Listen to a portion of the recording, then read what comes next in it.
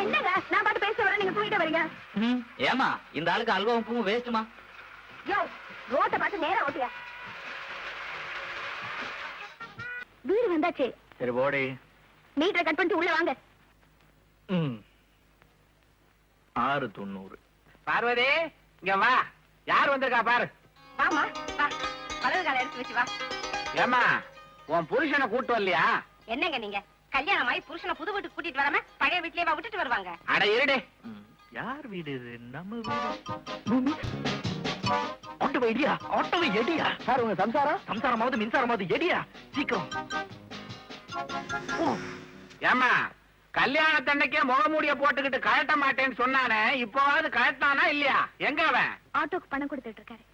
ராஜி எங்க? மாடியில உனக்காக தான் ஒரு ரூம் அலங்காரம் பண்ணிக்கிட்டு இருக்கா.